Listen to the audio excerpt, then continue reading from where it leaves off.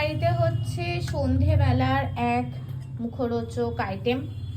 তার জন্য এখানে আলু সেদ্ধ করে, আলুটা পিস পিস করে এরকম কাটছে, আর এখানে এই যে মটর সেদ্ধ করে রেখে দিয়েছে, এখানে মটরশুঁটিও আছে সেদ্ধ করা, আর এখানে নিয়ে নিয়েছে তেঁতুল, কিছুটা জলে দিয়ে তেঁতুলটা ভেজানো আছে। পুরো দোকানদারের স্টাইলে মা এরকম একটা মানে চটপটা একটা বানাতে শুরু করে দিয়েছে, দোকানে যেরকম হয়। কি কি দিচ্ছে দেখাচ্ছি এবার। এই যে যত মটর আছে সব কটা এর মধ্যে দিয়ে দিচ্ছে, আর এর সাথে দিয়ে দিচ্ছে টমেটো এরকম কুচি কুচি করা, আর শসা কুচি কুচি করা। চলে যাচ্ছে এবার পেঁয়াজ কুচো, সব একদম মিহি করে কুচি কুচি করা। এবার যাচ্ছে লঙ্কা কুচো, এবার যাচ্ছে ধনেপাতা কুচো।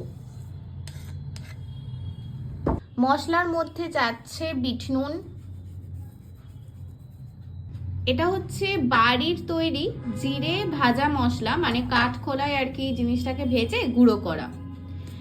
এবার যাচ্ছে গোলমরিচ গুঁড়ো, এটাও গোলমরিচটাকে বাড়িতেই আর কি গুঁড়ো করা।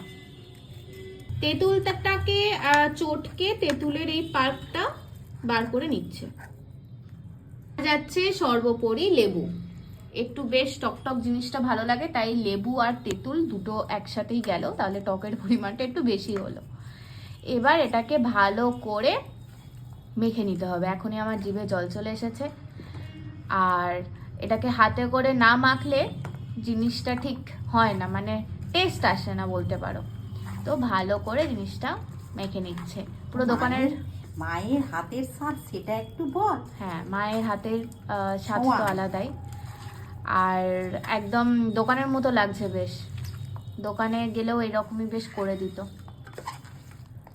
এটাকে অনেকে 12 ভাজা, অনেকে চটপটা, অনেকে অনেক কিছু বলে। তোমরা কারা কারা এটা খেতে ভালোবাসো অবশ্যই জানিও। আমার তো এটা দারুণ লাগে খেতে, শুধুই খেয়ে নিই। আবার আমার মায়েরা তো আবার মুড়ি দিয়ে খায় এটাকে, শুধুই বেশ ভালো লাগে। রেডি আমাদের এই চটপটা, চলে আসছে আমার পাতে। আমাকে বেশ অনেকটা মানে অনেকটা করে দাও। এবার এর ওপর দিয়ে চলে যাচ্ছে ঝুরি ভাজা। ব্যাস কমপ্লিট আজকের এই চটপটা। এই যে এই হচ্ছে লুক। এবার এটা আমি খেতে থাকবো। আপনি এবার খান। হে হে।